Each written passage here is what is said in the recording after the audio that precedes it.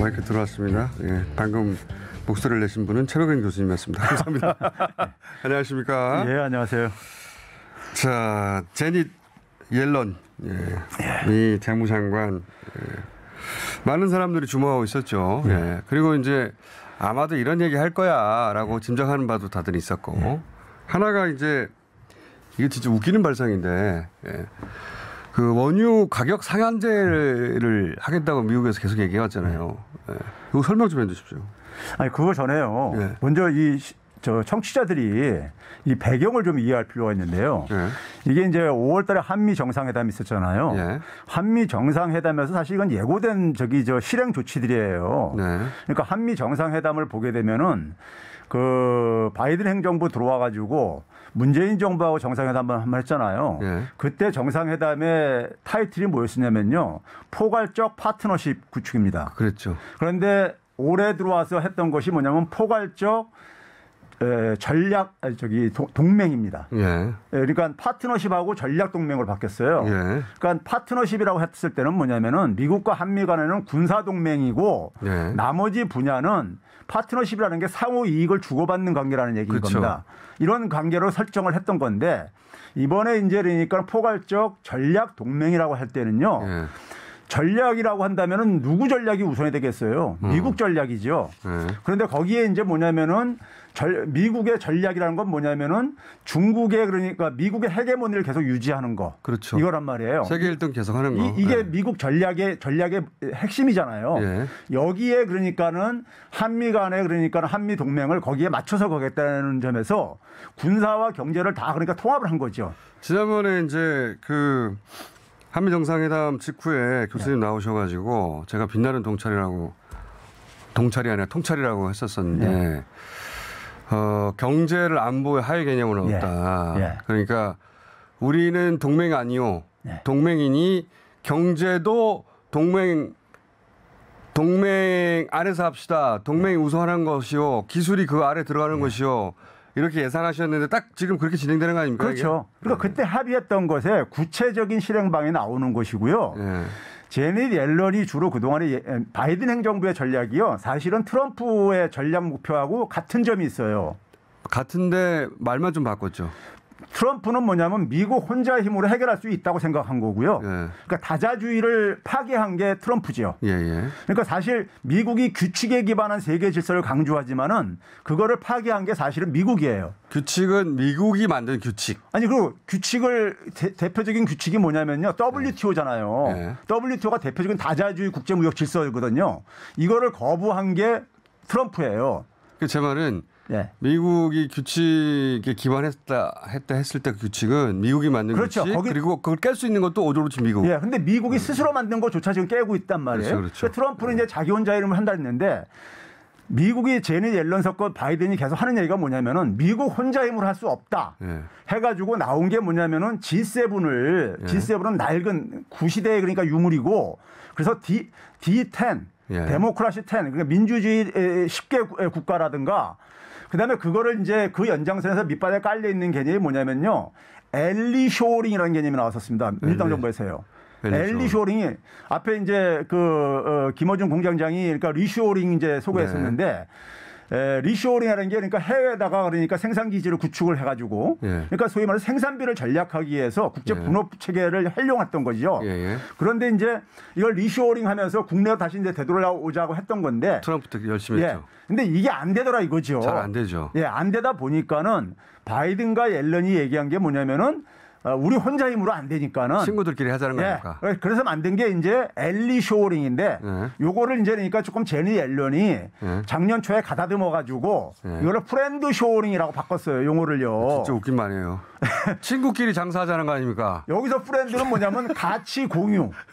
그러니까 소위 말해서 바이든에게는 가치 동맹 얘기 있잖아요. 그러니까요. 그 가치 동맹들끼리 그러니까는 공급망을 구축하자 이 얘기거든요. 러시아하고 중국 빼자는 거 아니에요? 그렇죠. 러시아, 중국 빼고 우리끼리 장사해요. 이 말 아닙니까? 그렇죠.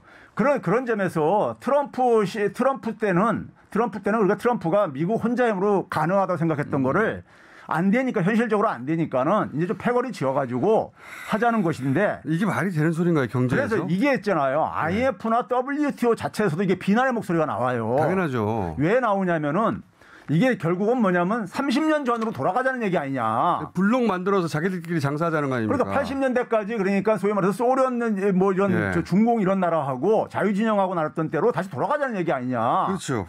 그러면 그 당시에보다도 지금 세계화를 한 이후에 굉장히 많은 그러니까는 경제적인 이득이 생겼다고 하는데 그걸 다시 그러니까 역으로 돌리겠다는 얘기 아니냐. 그거 아닙니까? 프렌드 쇼링이라는 그러니까요. 게. 예. 그래서 WTO에서는 뭐냐면 세계 경제 성장률이 5% 이상 줄어든다. 이거 하게 되면은 이런 얘기 하는 거예요. 당장 우리부터 예. 반도체 중국에 팔지 말라 그러면 어떡합니까? 그리고 원유는 이 가격 이상으로 사지 말라는 거잖아요. 그렇죠. 예. 그러니까 미국이 가격 통제도 하고 그다음에 어디랑 장사해, 어디는 장사하지 마 다 정하겠다는 거 아니에요. 그렇죠. 이게 깡패지 이게. 그러니까 사실 무슨 소리입니까? 말이 좋아서 프렌드 쇼링이지. 트럼프나 바이든 정부에서 일관되게 얘기하는 게 뭐냐면은요. 네. 중국이 불공정 무역 관행을 하고 있다 이런 표현을 해요. 그런데 그것의 구체적인 내용을 보면 뭐냐면요. 뭐 지적재산권 침해 이건 뭐 인정하고 중국도 노력을 하겠다고 그래요. 근데 그건 중국이 잘못했죠. 대표적인 게 뭐냐면은 국가 주도의 그러니까는 경제 개발. 그러니까 국가가 그러니까 나서가지고 보조금 주고 뭐 해가지고 전략산업을 육성하고 앉아있다 이거예요. 이게 불공정한 거다 그렇게 보는 거예요. 그런데 그런 게 만약 불공정하다면은 WTO에다 제소하면 되는 거예요. 그렇게 만들어 놓은 건데. 예. 근데 그거는 예면해버리고 얘 불공정한 내고 깡패니까는 결과가 늦게 나오고 미국 마음대로 안 되니까. 예. 그러니까 이거를 그러니까는 우리 이 동맹들끼리 가치를 공유하는 동맹들끼리 이것을 그러니까 좀 이제 제압하겠다 이런 식의 논리인데요. 그러니까 저는 이게 발상이 너무 폭력적이고 이기적이고 그 미국 중심적인 게 이 소위 이제 친구끼리 장사합시다. 프렌드 쇼링 말이 그럴듯하지 그냥 친구끼리 장사하자는 거 아니에요. 몇 개 나라끼리. 그 핵심이 반도체하고 그 히토류 같은 거 아닙니까? 그렇죠. 그런 요거를 우리끼리만 장사합시다. 그러면 미국은 좋을 수 있죠. 미국 중심으로 미국에 필요한 것들을 생산한 나라를 쫙 프렌드로 구성한 거 아닙니까? 우리는 어떻게 우리는?